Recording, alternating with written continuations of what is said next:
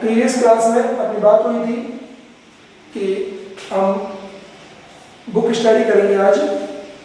तो I think you have your own text book. Have you? Text book है अपने पास? तो आज हम टेक्स्ट बुक स्टडी करेंगे। अगर नहीं है तो आप कैसे स्टडी कर पाएंगे आप? और टेक्स्ट बुक है तो आप अपने पास रखें। बाय द वे किसी पास ना हो तो बहुत केयरफुली हर वर्ड को सुने, वर्ड मीनिंग को लिखते रहें, याद हो जाएगा। बिकॉज बोर्ड पे बेसिक ग्रामर लेके चलता रहूँगा और by the way if you are not interested in that तो हमारी क्लास थोड़ी सी मिस्टेक हो जाएगी। टेक्स्ट बुक है जिसे विजुअल है मेरे सामने, शिवानी कंवर। शिवानी आप सुन रहे हो? टेक्स्ट बुक है बेटा आपके पास? टेक्स्ट बुक नहीं है तो ऐसे भी स्टडी नहीं हो पाएगी। ये फर्स्ट में है Neelam. Neelam you have your book? No? Text book, text book नहीं है? ओके, मैं स्टडी टेक्स्ट बुक से कराऊंगा आज आपको। अगर आप कल डेफिनेटली बुक अरेंज करने का प्रॉमिस करें तो फिर हम आज कुछ पढ़ लेते हैं। कल का पक्का प्रॉमिस करें तो ना, अदरवाइज मजा नहीं आएगा।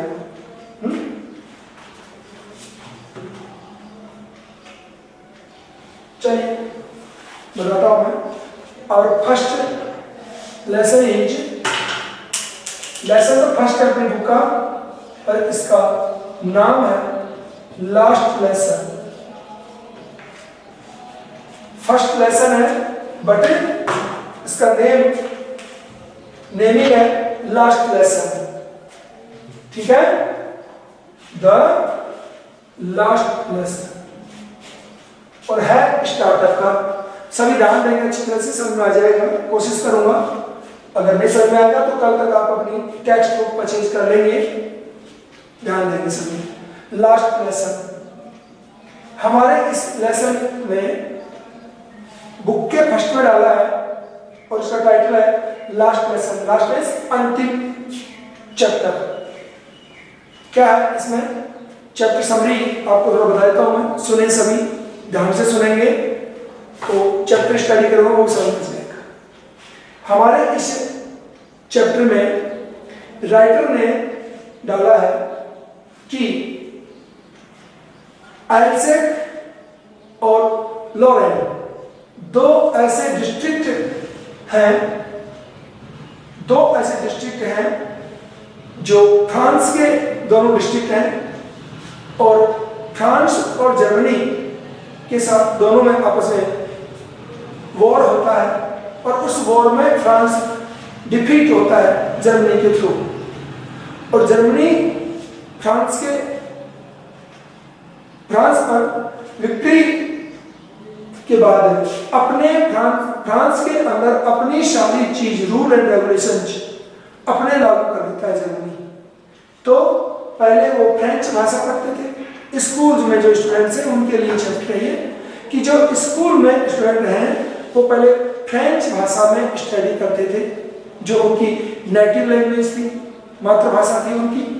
बट अब जब उनका एरिया या उनका डिस्ट्रिक्ट दूसरे नेशन के अधीन हो गया है तो अब उन्हें उसी राष्ट्र की भाषा पढ़नी पड़ेगी, एंड दैट वाज जर्मन। तो ये लास्ट लेसन क्यों है कि उनका टीचर जो था वो टीचर उस दिन बच्चों से कहता है कि आज आपका फ्रेंच भाषा का लास्ट लेसन है, आज के बाद में आपको फ्रेंच नहीं जर्मन भाषा पढ़ाई जाएगी, and I am your last teacher here, और मैं भी तुम्हारा अंतिम टीचर हूं यहाँ पर फ्रेंच भाषा का। आज के बाद नेक्स्ट क्लासें होंगी वो जर्मन भाषा में होंगी, और आपका टीचर भी जर्मन भाषा जानने वाला और कोई व्यक्ति होगा। ये टीचर ने क्लास में बताया। और टीचर बहुत ही स्ट्रिक्ट होता है, जिसके नाम से और उसके रूलर डंडे से बच्चे डरते थे बहुत भयंकर, बट वो आज बहुत ही सॉफ्ट कॉर्नर टीचर था, बड़े प्यार से बच्चों को बोल रहा था, उसके कैरेक्टर में बिल्कुल डिफरेंस था। आज ये हमारे इस लेसन के अंदर डाला है, बहुत इजी बातें हैं। और ये किन के लिए हैं?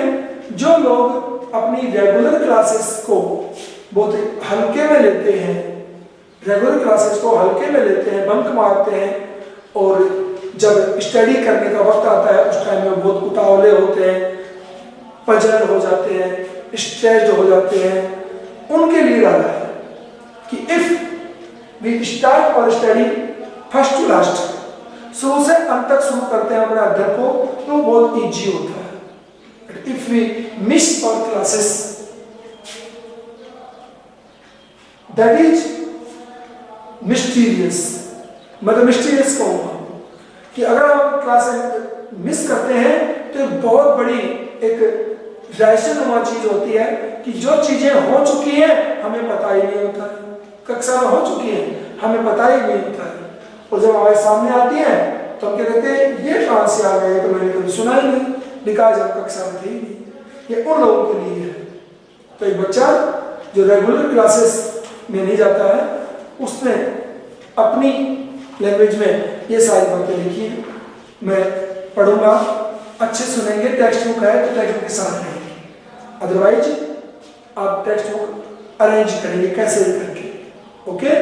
बोर्ड स्टडी अब जगह नहीं चलेगी। तो लास्ट लेसन जिसका राइटर है अल्फोंसे डाउडेट, अल्फोंसे डाउडेट ये राइटर है इसका, ठीक है। लास्ट लेसन मैं स्टडी करता हूं, अच्छी प्रकार से सुनेंगे सभी लोग, ओके।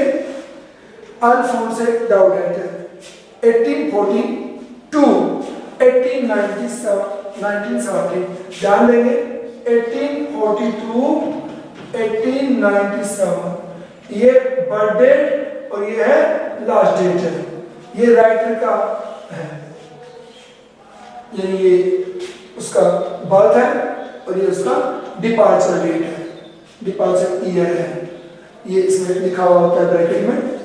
तो अल्फोंसे डाउडेट was a French novelist, French novelist, फ्रांसीसी भाषा का उपन्यासकार था, उपन्यास लिखता था, novelist and short story writer,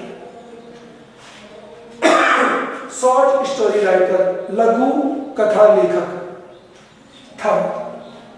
The last lesson is set in the days of the Franco-Persian War. हमारा जो चैप्टर है लास्ट लेसन, ये फ्रैंको पर्शियन वॉर के समय का लिखा हुआ चैप्टर है। फ्रैंको फ्रांस, पर्शियन पर्शिया, उस समय एक देश हुआ करता था पर्शिया, जो आज उस पर्शिया को तोड़ करके कौन कौन से नेशन बने हैं वो नीचे आएगा लिखा हुआ, ध्यान देंगे आप। तो फ्रैंको पर्शियन वॉर जो 1872 1871 सिर्फ एक साल चला था, वो उस लड़ाई के दौरान की बात है ये, इन विच जिस लड़ाई में France was defeated by Persia, France was defeated by Persia, France को पर्शिया के द्वारा पराजित कर दिया गया था। लेड बाय बिस्मार्क, जिस युद्ध की, जिस वॉर का लीडर कौन था? बिस्मार्क। बिस्मार्क आपने फिलोसफी पढ़ोगे तो उसमें बिस्मार्क की फिलोसफी भी है। तो बिस्मार्क ने लीडरशिप की पर्शिया की ओर से, और फ्रांस पर उन्होंने विजय प्राप्त करनी, लड़ाई की। Okay, Persia then consisted of what now are the nations, और उस समय जो पर्शिया था वो पर्शिया किसमें पड़ता था? जो आज के दिन राष्ट्र हैं। कौन कौन से राष्ट्र हैं आज? जर्मनी, नाम सुनेंगे, Germany, Poland and parts of Austria, Austria, Poland और जर्मनी जो आज के दिन राष्ट्र हैं, ये सारे राष्ट्र उस समय पर्शिया हुआ करता था। और पर्शिया अब नेशन जब डिवाइड हुए हैं तो ये अलग अलग राष्ट्र बन गए हैं। In this story the French districts of Alsace and Lorraine, इस कहानी में फ्रांस के दो जिले एल्सेक और लोरेन, दो जिले have passed into Persian hands, have passed into Persian hands। तो इस लड़ाई में पर्शिया के अधीन हो गए फ्रांस के दो डिस्ट्रिक्ट, पर्शिया ने जीत लिया उनको, जिनका नाम था एल्सेक एंड लोरेन, दो जिले थे। Okay, read the story to find out, तो कहानी को पढ़िए टू फाइंड आउट, पता लगाने के लिए what effect this had on life at A school. तो हमारी कहानी को हम क्यों पढ़ रहे हैं कि पर्शिया के द्वारा फ्रांस पे कब्जा कर लेने के बाद स्कूल जीवन पर इसका क्या प्रभाव पड़ा। बेटे आज हम हिंदी और इंग्लिश मीडियम से पढ़ रहे हैं, पर अचानक कोई हमें कल से कहे कि कल से हम स्टडी करेंगे फ्रेंच भाषा, हिंदी और इंग्लिश अब नहीं पढ़ाएंगे, फ्रेंच भाषा में आपकी कल से बुक्स होंगी सारी नहीं, और टीचर भी फ्रेंच ही आएगा, तो हमें कितनी बड़ी प्रॉब्लम क्रिएट होगी, ये हम अंडरस्टैंड कर सकते हैं इस बात से। ठीक है, तो ऐसे चेंज हुआ उनका सिलेबस, टाइम टेबल, हर कोई चीज चेंज हो गई फ्रांस की। स्टडी करता हूं मैं, नीचे लाइन्स को देखिए। I started for school very let that morning, उस सुबह मैं वो देरी से स्कूल के लिए रवाना हुआ। देरी से निकला, बेपरवाह था, टाइमिंग का उसको कोई मीनिंग ही नहीं था, तो लेट निकला। And was in great dread, और मैं बहुत जोर से डरा हुआ था। ग्रेट ड्रेड, बहुत मैं डरा हुआ था। Of A scolding, scolding means फटकार, डांट डपट, और मैं फटकार से बहुत डरा हुआ था। Scolding specially because M Hamel, विशेष रूप से डांट किसकी? मिस्टर एम हैमल, ये टीचर का नाम है, जो उनको पढ़ाता है उस टीचर का नाम है एम हैमल। तो एम हैमल की वजह से मैं विशेष डरा हुआ था। एम हैमल, एम हैमल, ये टीचर था उनका, इससे डरा हुआ था। एंड हैड सेड, और मिस्टर एम हैमल ने कहा था क्या? That he would question us on participles, कि एम हैमल से डरा हुआ था क्योंकि उसने कहा था कि वो हमसे पार्टिसिपल्स के ऊपर क्वेश्चन करेगा। पार्टिसिपल्स, ठीक है, sorry, participles, spelling mistake, participles के ऊपर हमसे क्वेश्चन करेगा, टीचर ने ये कहा था, और मुझे कुछ नहीं आता था, इसलिए ये डरा हुआ था। तो पार्टिसिपल्स पे क्वेश्चन करेगा। And I did not know the first word about that, तो टीचर ने कहा एमएमएल ने कि मैं पार्टिसिपल्स पे आपसे क्वेश्चन करूंगा, और मैं एक भी शब्द इनके बारे में नहीं जानता था। आई डिड नॉट नो, मैं एक भी वर्ड नहीं जानता था पार्टिसिपल्स होते क्या है।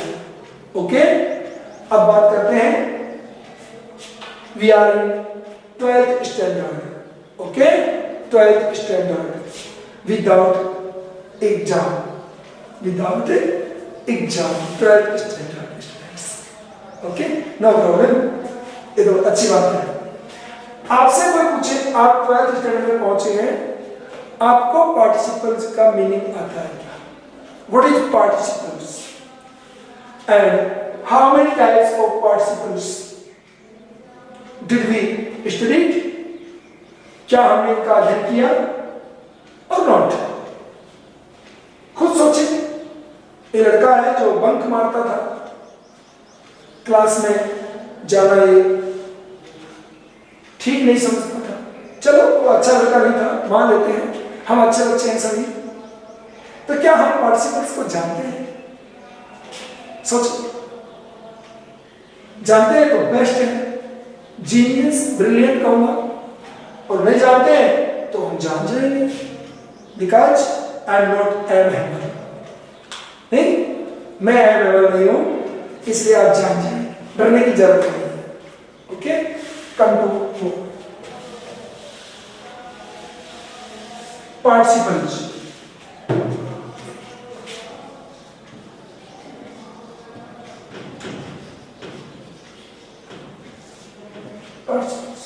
एक बार ध्यान देने से लगे, मैं आपको पार्टिसिपल्स बता रहा हूं बोर्ड पे, ये वर्ड आ गया है अपनी बुक में इसलिए, बट इसके पीछे एक लॉजिक भी है कि बताना जरूरी है पार्टिसिपल्स होते क्या है।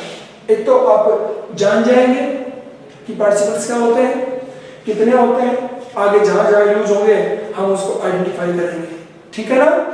फर्स्ट तो मकसद हमारा ये है, but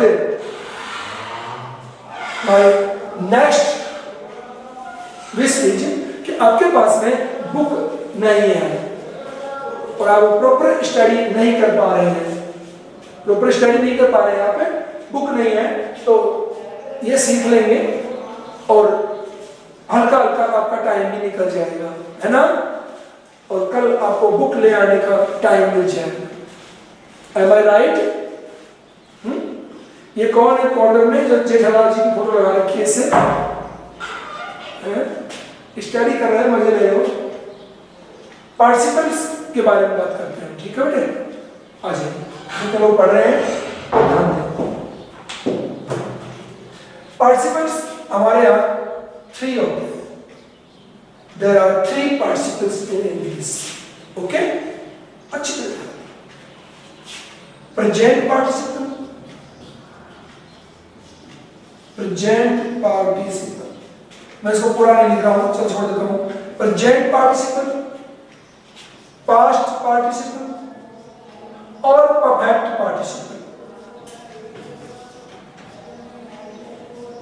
perfect participle, there are 3 participles in English: present participle, past participle और perfect participle। ओके, नोट कर ले इसको। और ये पार्टिसिपल होते क्या है? ये नॉन फाइनाइट वर्ब्स के यूजेज होते हैं, नॉन फाइनाइट वर्ब्स के यूज होते हैं पार्टिसिपल्स। पार्टिसिपल्स के थ्रू हम नॉन फाइनाइट वर्ब्स को डिफरेंट तरीके से यूज करते हैं और हमारे सेंटेंस में एक थोड़ी सी वैरायटी डालते हैं उससे। देखिए कैसे। प्रेजेंट पार्टिसिपल में हम यूज करते हैं, वो करते हैं verb first form plus I N G, verb first form plus I N G, present participle. Okay, past participle देखिए, past participle verb third form, verb third form past participle होता है, एंड परफेक्ट पार्टिसिपल होता है having plus verb third form, having plus verb third form, ये होता है perfect participle. तो there are 3 participles, note कर ले बस। आगे जो हम स्टडी करेंगे आपको हर चीज टेक्स्ट बुक में आएगी, एग्जाम्पल आएंगे, हम वही एग्जाम्पल को क्लिक करेंगे और तुरंत बता देंगे, आप समझ भी जाओगे कि ये पार्टिसिपल कौन सा यूज हुआ है। ओके, मैं यहाँ पे एक्सप्लेन नहीं करूंगा पार्टिसिपल्स को, जो आएंगे वही बताएंगे, लाइक दिस वर्ड, ये आया बताएंगे। अब इसको पूरा थोरोली स्टडी हम नहीं करेंगे, आगे करेंगे। देखिए, चलो एक एग्जाम्पल देता हूं, है ना। बच्चे सोच रहे होंगे ऐसे छोड़ दिए, एक एग्जाम्पल देता हूं, कौन से का है वो तुम जानोगे। ओके, देखिए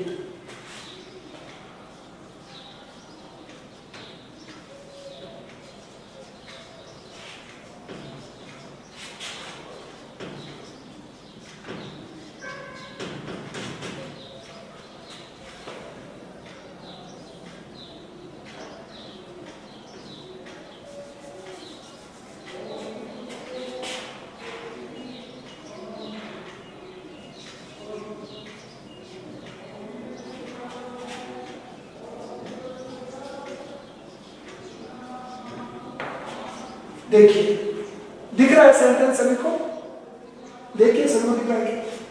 having seen the snake, having seen the snake I ran fast at door, I ran fast at door. तो समझ आ गया सबको? Having seen, having seen means perfect participle use हुआ है इसका। सांप को देखते ही मैं दरवाजे की ओर दौड़ा, हम बोलते हैं डेली यूज करते हैं बार बार। तो having seen the snake I ran fast at door, here is the use of participle and participle is perfect participle. ऐसे ही आगे सारे एग्जाम्पल आएंगे और हम आपको बताते चलेंगे। आगे बढ़ते हैं।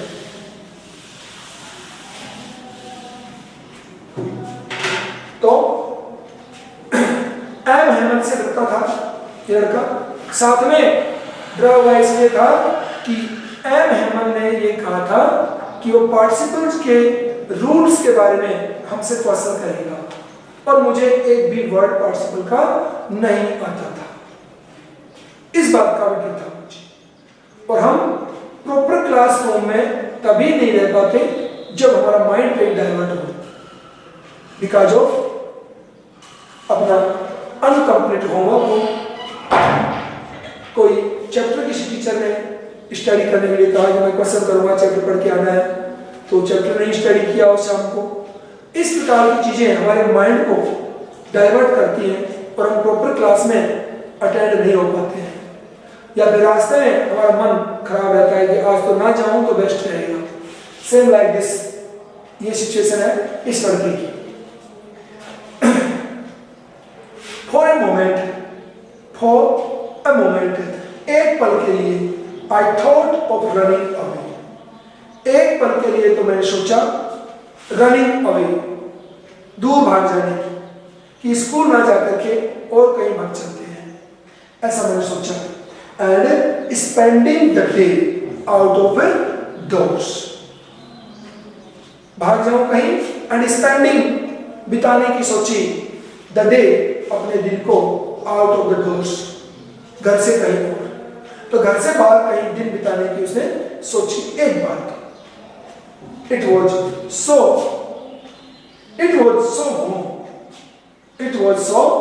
वार्म, बहुत गर्मी थी,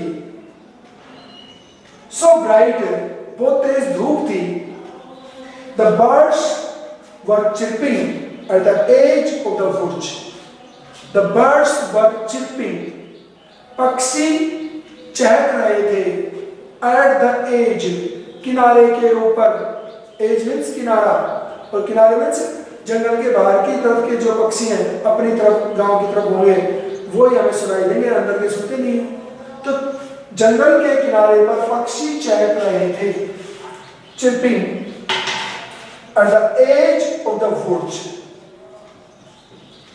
as of the woods, woods means I said forest, जंगल, ओके, ध्यान देंगे, वुड्स एंड वुड। ऐसे ही एक वर्ड और है जो आएगा, सॉरी, वाटर्स एंड वाटर, अच्छी तरह ध्यान दें। वुड्स प्लूरल नंबर में वुड्स मीन्स होता है forest, and would singular number में होता है, वो होता है स्टिक लकड़ी, फ्यूल ईंधन, ध्यान दें। वाटर अपना जो ड्रिंकिंग वाटर होता है वो सिंगुलर नंबर में होता है, और वाटर मीन्स सीज, सी, समुद्र। ओके, ध्यान देंगे इस बात को। तो वुड मीन्स लकड़ी, वुड मीन्स लकड़ियां नहीं होता है, वुड मीन्स लकड़ी, would means jungle, water means पानी, वाटर मीन्स समुद्र। ध्यान देंगे। तो प्लूरल नंबर में इनका मीनिंग चेंज हो जाता है। तो वुड, जंगल के किनारे पर पक्षी चहक रहे थे। And in the open field, और खुले खेतों में, back of the sawmill, back of the sawmill, sawmill होता है आरा मशीन, शोमिल आरा machine, where someone cuts the woods, लकड़ियों को जहां पे कोई काटता है वो होती है शॉमिल। शॉमिल के पीछे की ओर खुले खेतों में क्या, the Persian soldiers were drilling, the Persian soldiers, Persian जो सिपाही थे, वर ड्रिलिंग, वो चहलकदमी कर रहे थे। ड्रिलिंग होती है टहलना, घूमना फिरना, ड्रिलिंग, चहलकदमी कर रहे थे, कदम ताल कर रहे थे पर्शियन सोल्जर्स। कहां पे, शो मिल से पीछे खुले खेतों में। It was all much more tempting than the rule for participant, और ये सारी की सारी चीजें क्या थी, much more tempting, tempting means ललचाने वाली, ललचाने वाली, टेम्पटिंग, और ये सारी चीजें बहुत ज्यादा ललचाने वाली थी, बजाय किसके, the rule for participants, participants के नियमों के बजाय। तो क्लास में जाएंगे तो रूल्स ऑफ पार्टिसिपेंट्स पढ़ना पड़ेगा, टीचर को फेस करना पड़ेगा। और अगर मैं पर्शियन सोल्जर्स की ड्रिलिंग देखूं, पक्षियों का चहकना देखूं, जंगल में जाऊं तो इधर ये सीन रहेगा, तो अच्छा तो लग रहा था, ये बाहर का सीन, स्कूल जाना तो ठीक नहीं है, सेहत के लिए भी ठीक नहीं है, और माइंड भी नहीं है जाने का, ऐसा सोचा उसने। Okay, but I had the strength to register, लेकिन मैंने ताकत बढ़ाई। आई हैड द स्ट्रेंथ, मैं ताकत रखता था, मैंने ताकत इकट्ठी की, टू रजिस्टर, बने रहने की, क्या, कि मैं हटूंगा नहीं अपनी जगह से, स्कूल जाने की सोची है तो स्कूल जाऊंगा। उसने ये बातें कही।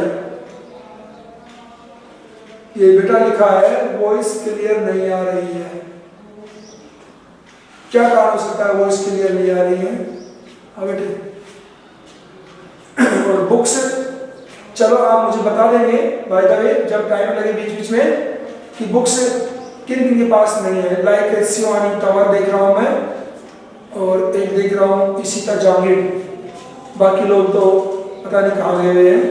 बेटा आप लोगों के पास बुक नहीं है, एक बेटा लिखा है ना बुक नहीं, बुक लेके आएंगे सभी लोग, ठीक है, चलते हैं, बुक लाएंगे, मजा आ जाएगा आपको, पूरा चैप्टर एकदम ट्रांसपेरेंट हो जाएगा आपके सामने, और आप खुद भी सेम लाइक दिस स्टडी कर पाओगे। चलते हैं। But I had the strength, लेकिन मेरे पास ताकत थी, टू रजिस्टर, इसका सामना करने की ताकत थी मेरे पास। And hurried off to school, और मैं स्कूल के लिए जल्दी करने लगा। मीन्स आज तो उसने पक्का इरादा कर रखा था मैं स्कूल ही जाऊंगा। तो इतनी अच्छी चीजें, पक्षियों का चहकना, आर्मी की चहलकदमी, ये भी उसको नहीं रोक पाई, और वो स्कूल निकल गया। When I passed the town hall, जब मैं टाउन हॉल के पास से गुजरा, there was a crowd in front of the bulletin board, तो बुलेटिन बोर्ड के सामने भीड़ इकट्ठी हो रही थी। यहाँ पे एक वर्ड है, देखिए, passed, और इसका हो गया पास्ट। ओके, मैं बता देता हूं आपको, टाइम वेस्ट हो गया है। देखिए पास्ट, पास अगर PASS पास, और जब ईडी इसमें ऐड करते हैं हम ईडी, तो हम इसको बोलते हैं पास्ट, पास्ट बोलते हैं ना।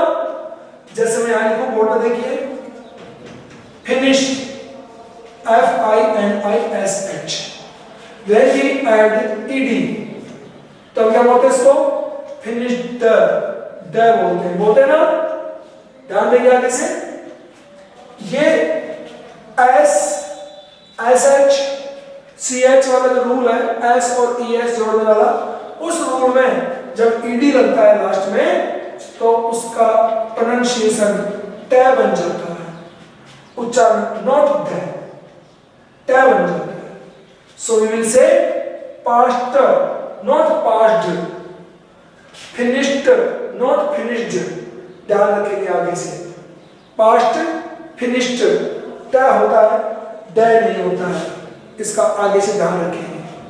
जब मैं इसको पास्ट पढ़ूं तो आप ये ना सोचें कि सर ने पास्ट बोला है PAST, पास्ट ना, ईडी लगाएंगे पास्ट के तो ये भी पास्ट ही बोलता है, ड नहीं बोलता है। ध्यान देंगे प्रोनाउंसिएशन पे। तो इसने क्या कहा, When I passed, जब मैं गुजरा, the town hall, town hall से, देयर वॉज ए क्राउड, तो वहां पर भीड़ थी, इन फ्रंट, सामने, ऑफ द बुलेटिन बोर्ड, समाचार बोर्ड की। बुलेटिन बोर्ड होता है ना जो न्यूज जिसके ऊपर रखी जाती है बड़े शहरों में, लाइक अपने पावटा में जैसे घंटा घर, पुराने जमाने में इसके ऊपर चढ़ करके जोर से एक घंटी इसकी होती थी पीतल की, उसको बजाया जाता था, उसका मीनिंग होता था मैसेज।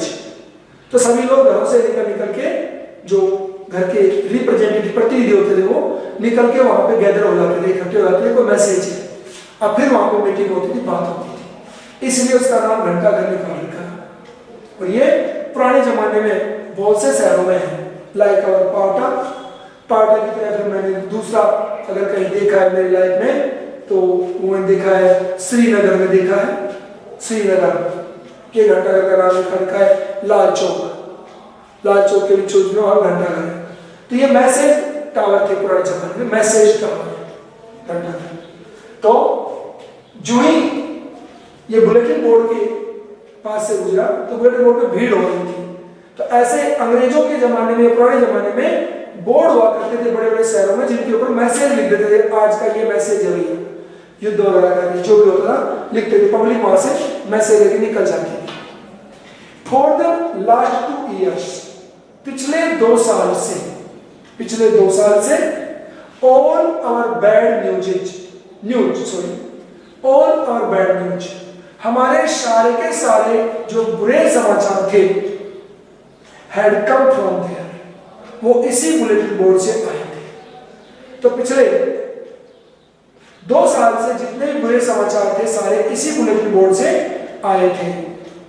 द लॉस्ट बैटल्स, हारे हुए युद्धों की समाचार, द ड्राफ्ट्स, जो कानून बनते थे या नियम बनते थे, ड्राफ्ट्स में मसौदे थे वो, द ऑर्डर्स, आदेश ऑफ द कमांडिंग ऑफिसर, हमारे एरिया के जो कमांडिंग ऑफिसर थे उनके आदेश भी उसी बोर्ड पे आते थे।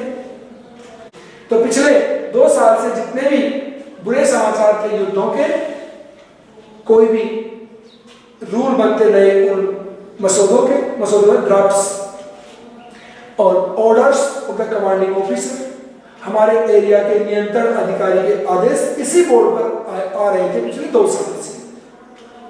And I thought to myself, और मैंने अपने आप में सोचा, विदाउट स्टॉपिंग, बिना रुके, क्यों, भीड़ हो रही है, कोई समाचार आया होगा, बिना रुके सोचते हुए चला गया। और क्या बोला माइंड में, what can be the matter now, आज क्या समाचार हो सकता है, यह सोचते हुए वो आगे बढ़ गया कि बुलेटिन बोर्ड में भीड़ हो गई है, क्या समाचार हो सकता है, सोचते हुए आगे निकल गया। और देन जो ही वो वहां से आगे निकला, तभी एज आई हरीड, जैसे मैं जल्दी से आगे बढ़ा, by as fast hurried by as fast as I could go, और जैसे मैं आगे बढ़ा, जितना जल्दी मैं चल सकता था उतना जल्दी मैं आगे बढ़ा। The black Smith watcher, black Smith होता है लोहार, ब्लैक स्मिथ लोहार, तो ब्लैक स्मिथ जिसका नाम था वॉचर, वॉचर लोहार पीछे से मुझे बोला, क्या बोला, जो वहां पे उपस्थित था, हु वॉज देयर, जो बुलेटिन बोर्ड पे खड़ा हुआ था वॉचर लोहार, उसने बोला विथ हिज अप्रेंटिस, अप्रेंटिस होता है प्रशिक्षु, प्रशिक्षु स्टूडेंट्स को भी अप्रेंटिस बोलते हैं, जो कोच के साथ में रहते हैं, जो सीखने के लिए, उनको अप्रेंटिस बोलते हैं, स्टूडेंट्स को बोल सकते हैं। अपने परिचितों या अपने शिष्यों के साथ में वॉचर लोहार बुलेटिन बोर्ड पे खड़ा हुआ था, उसने मुझे पीछे से आवाज लगाई। जो वहां पे क्या कर रहे थे लोग, रीडिंग द बुलेटिन, समाचार को पढ़ रहे थे, तो क्या बोला, कॉल्ड आफ्टर मी, मुझे पीछे से बोला, डोंट गो सो फास्ट बब, बब मीन्स बच्चे, चिल्ड्रन, इतना जल्दी मत जाओ बच्चे। वॉचर ने पीछे से आवाज लगाई, इतना जल्दी मत जाओ बच्चे, क्या, you will get to your school in plenty of time, तुम पर्याप्त समय में अपनी स्कूल में पहुंच जाओगे, यू विल गेट, तुम पहुंच जाओगे, प्लेंटी ऑफ टाइम, पर्याप्त समय में अपने विद्यालय में, जल्दबाजी मत कर, एकदम सही समय पर तुम वहां पहुंच जाएगा, क्यों जल्दी कर रहा है, ऐसा वॉचर लोहार ने कहा। अब इसको समझ में नहीं आया कि उसने ऐसा क्यों कहा, सोचा मजाक कर रहा होगा, लेकिन अब जब वो स्कूल पहुंचेगा और वहां की जो सिचुएशन को देखेगा, तब उसे पता चलेगा कि वॉचर ने ऐसा क्यों कहा। समझा, वॉचर ने ऐसा क्यों कहा, ये पता चलेगा स्कूल पहुंचने के बाद। तो बेटा मैं लास्ट में आप सबसे, it's not my order, it's my request to you, कि सभी बेटे लोग आज पूरे दिन शाम तक अपनी बुक परचेज कर लेंगे, और कल भी मॉर्निंग से लेकर अपनी क्लास बहुत लेट स्टार्ट होती है, तब तक आप अपनी बुक्स परचेज कर लेंगे। ये आपसे विशेष रिक्वेस्ट है, क्यों विदाउट बुक मैं आपको स्टडी कराऊंगा तो इंटरेस्टेड नहीं होगा, प्लीज बुक परचेज करें। Thank you, have a nice day.